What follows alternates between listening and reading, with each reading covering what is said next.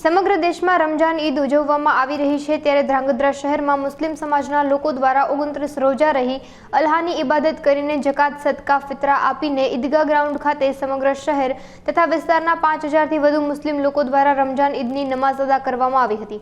આ દરમિયાન વતને હિન્દુસ્તાનની ઉન્નતિ, અમન, ભાઈચારા અને પ્રેમની દુઆઓ સાથે ઈદની નમાઝ અદા કરી હતી, જેમાં ધ્રાંગધ્રા ઈદગાહ ખાતે મુસ્લિમ સમાજ દ્વારા આવનારા દિવસોમાં સ્કૂલ બનાવવાની જાહેરાત કરવામાં આવી હતી। સમગ્ર આયોજન ધ્રાંગધ્રા સુન્ની મુસ્લિમ જુમા મસ્જિદ કબ્રસ્તાન ટ્રસ્ટ દ્વારા કરવામાં આવ્યું હતું। આ દરમિયાન બહોળી સંખ્યામાં મુસ્લિમ સમાજના લોકો ઉપસ્થિત રહ્યા હતા।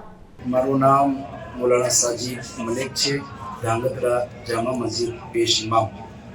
આજે ઈદનો દિવસ છે અને તકરીબન 1 મહિના અલ્લાહની ઇબાદત કરી અને અલ્લાહ પાક અમને આ એક દિવસ આપે છે, જેના અંદર અમે ખુશીનો ઇઝહાર કરીએ છીએ અને ઉમ્મીદ કરીએ છીએ કે 5000 થી પણ વધુ લોકો એક સાથે રહીને 2 રકાત અલ્લાહની બારગાહમાં આસમાનના નીચે અદા કરી અને અલ્લાહને રાજી કરીએ। આ અમારો એક ઇનામ અને ઇકરામનો દિવસ છે અને ઉમ્મીદ કરીએ કે આ ઈદનો દિવસ ભાઈચારાથી, અમન, શાંતિ અને સુકૂનથી હિન્દુ મુસ્લિમ વચ્ચે રહે એવી અમારી ગુજારિશ છે। મારું નામ હુસૈનભાઈ મંડલી, સમાજ કાર્યકર્તા।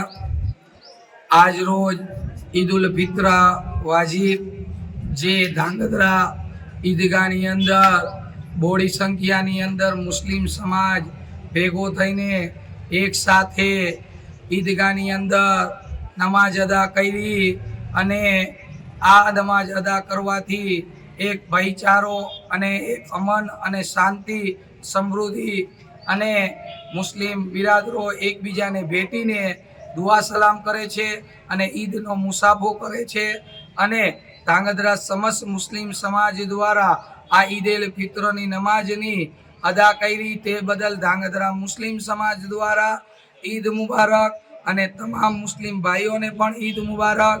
અને હર હંમેશા અમારે ધ્રાંગધ્રા સુન્ની મુસ્લિમ કબ્રસ્તાન દ્વારા આ ઈદગાહની અંદર એક સુંદર ઈદગાહની નમાજ પઢવાનું સુંદર આયોજન કરવામાં આવે છે। ત્યારે ધ્રાંગધ્રાનો સમસ્ત મુસ્લિમ સમાજ કટિબંધ હોય છે અને સમાજ હર હંમેશા સાથે હોય છે।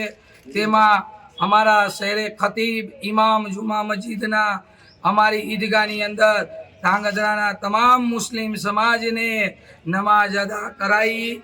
તમામનો ખૂબ ખૂબ આભાર અને ઈદે ફિત્રની અંદર હું તમામને ઈદ મુબારક અને તમામ પત્રકાર મિત્રોને, ધ્રાંગધ્રા નગરપાલિકાને અને ધ્રાંગધ્રા સિટી પોલીસ સ્ટેશનને તમામનો ખૂબ ખૂબ આભાર વ્યક્ત કરું છું ધ્રાંગધ્રા સુન્ની મુસ્લિમ સમાજ દ્વારા।